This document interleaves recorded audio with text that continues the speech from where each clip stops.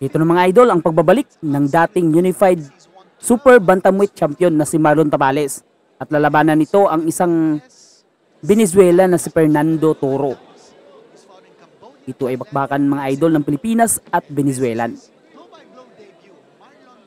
Delikado din itong si Fernando Toro mga idol kasi isa itong knockout artist.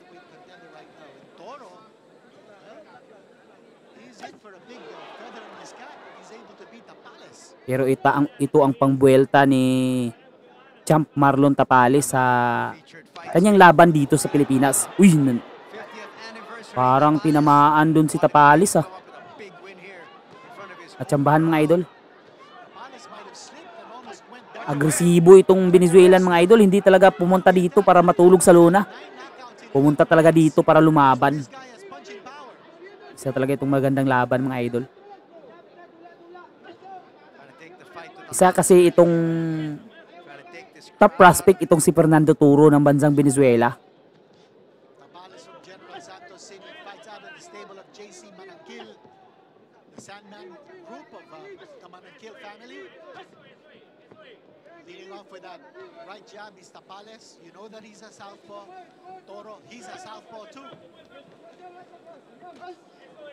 Maski sobrang agresibo itong Venezuelan kanina mga idol, pero nanatiling composed pa rin itong si Marlon Tapales na iniintay ang kanyang tamang pagkakataon para bumira gaya nun.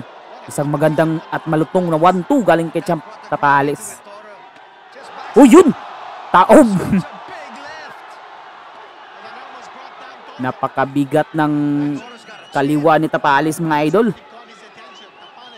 Yanig na yanig ang Venezuelan.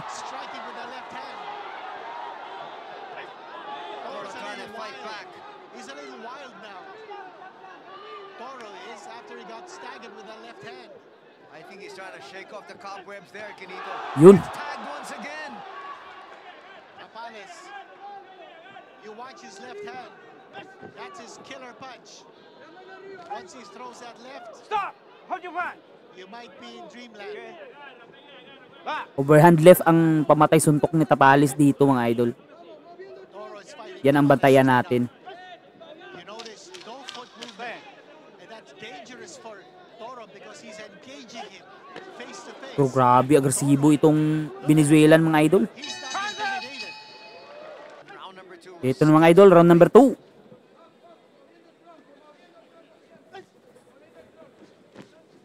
We'd like to thank our major sponsors, the Philippine Sports Commission, International Boxing Association, and the Smart Araneta Coliseum. Tapales, look at the way he defends himself, using almost like a shoulder roll defense, Floyd Mayweather. He gives you a profile. So even if you're fighting him stand up or straight up, he's a difficult target. Yun, overhand pero hindi tumama mga idol. Tapales is spearing away at Toro. Toro's not using any jab. Batak na itong si Champ Marlon Tapales kasi naging unified champion na ito eh. Kaya naman kumbaga marami na itong experience sa pagkipaglaban.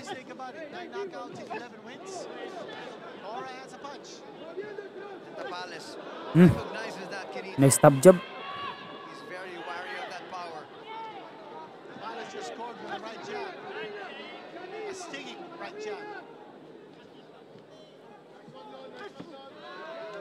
Oh, ang lalakas ng mga jab ni Marlon Tapales mga idol. Ngumingiwi ang Venezuelan kapag tinatamaan. Not too much of a difference here in terms of reach from both these individuals. But definitely Tapales, the taller of the two. And you can hear from Toro's corner telling him to use Body shot by Toro. gotta be fast with your feet. Those are the instructions coming from Toro's corner. Then the instruction is going to the body of Tapales. Big punch na coming from Toro. Uy, yun, overhand. Lagapak mga idol. Napakalakas ng tunog.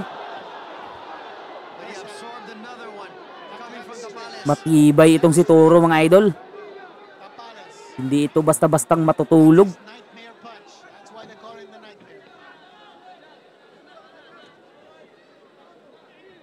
But right now, a lot of side-to-side movement by Toro. Toro doesn't want to be a step. Yun, tumama na naman. Fernando, make it high.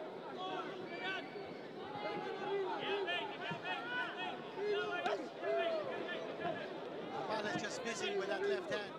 He's gotta use Iilan na ring overhand left ni Tapales ang hindi tumatama mga idol. Toro is quick to get out of the range here of Tapales. Tapales can't use the left hand as a lead punch. He's gotta set it up with the right. That's the end. One thing Ito na mga idol, round number 3. Umabot pa sa round 3 itong si Toro mga idol. round number 2, Sadyang matibay din itong boxingero ng Venezuela. now he's fighting Tapales straight up. That might not be a good decision. Tapales, he just, Oh, nice counter by Tapales. he's not throwing. It's like Toro's moving in. He's coming forward. So Tapales has to fend him off with the right jab, Uy, throw that left. ganda ng mga chick lip hook ni Tapales mga idol. There with the right.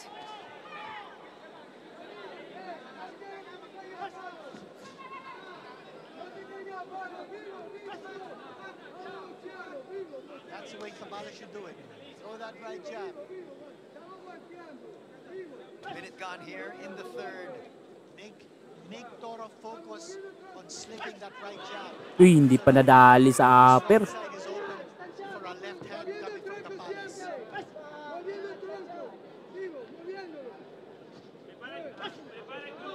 More right jabs coming from Tapales.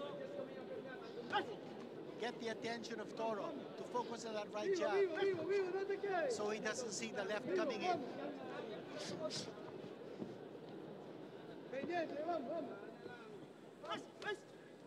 Toro is within range.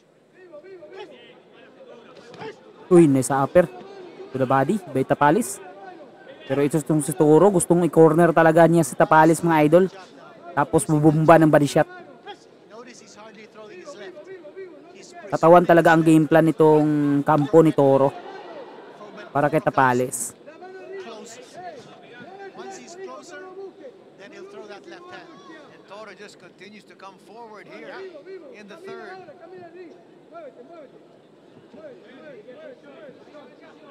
So the instructions from Toro's corner, move, move.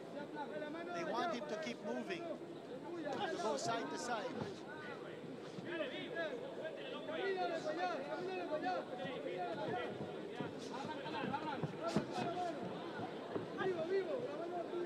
Not too many punches landed here in the third from either fighter.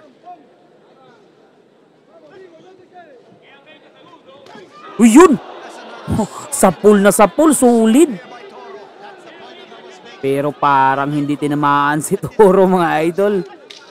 Inabsorb lang yung malakas na overhand left ni Tapales.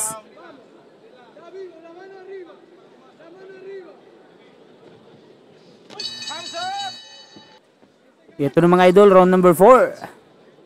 Patuloy ang bakbakan. Tapales now rocking the head back of Toro. That's what he needs to do. He's got to be patient. Remember, Tapales went 10 rounds with Naoya Inoue. He lost in 2023 his championship and unification battle with Inoue, but that was a technical knockout in the 10th round.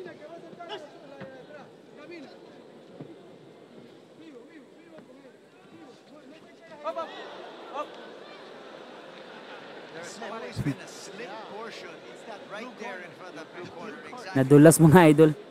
Nadulas si Toro sa corner. There were two slips. Madulas talaga yung corner mga idol. Kasi binubuhusan ng tubig ang ibang boksingero para makarecover. Here in the fourth round. Yun, body shot by Toro.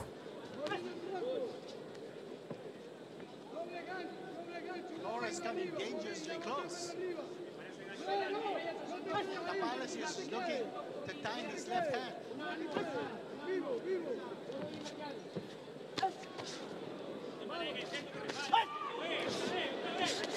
Just Sinusubukan ni Tapales na counterin itong si Toro mga idol. Yun. Counter right hook. Tapos hook pa sa bodega. Oh, yun. Matibay talaga itong si Toro mga idol. That shoulder roll defense of Tapales is working for him.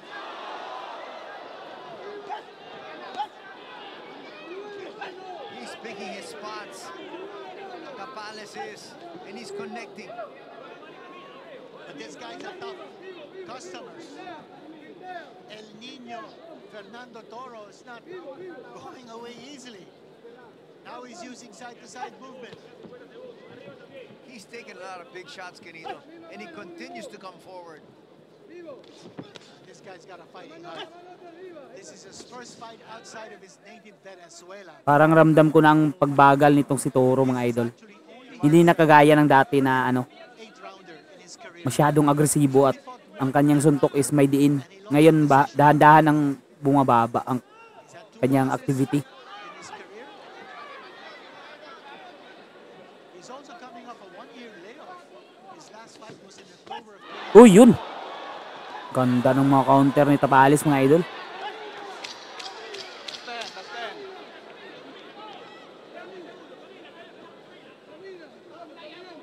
Final seconds here. Another solid round here for Marlon. This Ito na mga idol, round number 5. at the Thriller Manila 50th anniversary. Tingnan natin kung matatapos ba nitong si Toro ang laban mga idol. We also want to thank Kasi marami na itong tinanggap na mga solidong suntok galing kay Tapales eh. world boxing champion. A boxing hall. Nag-i-invest lang yun sa katawan niya mga idol. He made this happen. It was his vision. And hold on, what's going on? The referee has Nakaliputan pang mouthpiece. a temporary halt in this contest. Mahilig ata sa bitchin tong coach ni Toro.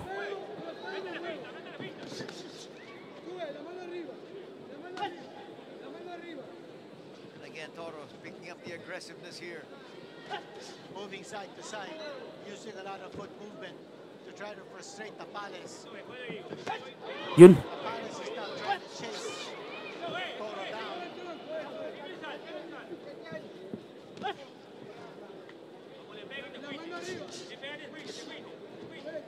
Right now, Toro is on survival mode.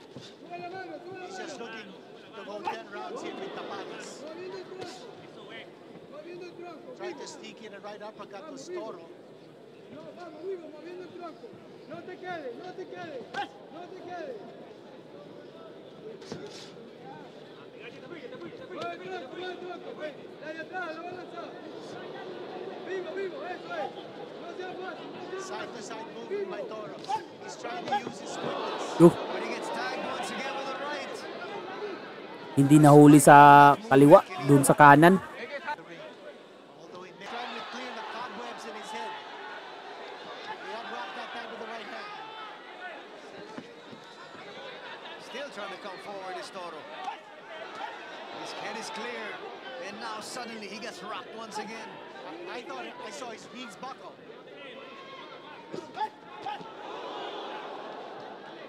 Well, this guy's a tough guy. He's not going down. He's got a real solid chin. Yeah. He's taken so much punishment, but he continues to come forward. And some big shots being thrown and connected. By Marlon Yun, Tapales. overhand na naman. The left hand that time. Matibay talaga itong si Toro. Kinakain lang eh. Vivo, vivo, vivo, vivo, mueve el tronco. Round number 5 coming to an end here. I'll tell you, it'll take a sledgehammer to put this guy down. Hanggang kailan ata ito tatagal si Toro mga idol. Possibly Ito na mga idol, round number 6. championship, a world championship awaiting him down the road. But Toro so far has proven to be a worthy challenger here this evening. He's durable. That's one thing you can say about him. This guy's rock solid.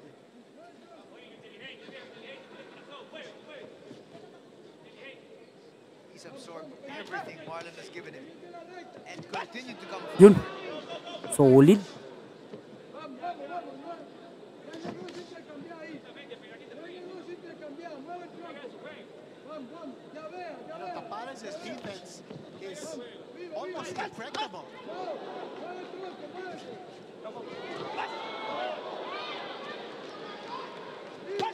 Yun. Tapales lunging in, looking for a home run with his right hand, not the left. Body shot ba yung Tapales? Pero gumanti din ito ng counter si Toro. For that counter. Toro's game. He's not backing down.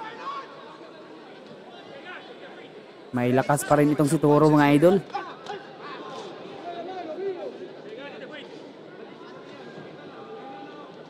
Vivo, vivo, moviendo el tronco, vivo. But Tapales wants a knockout here. He wants to bring the crowd to its feet.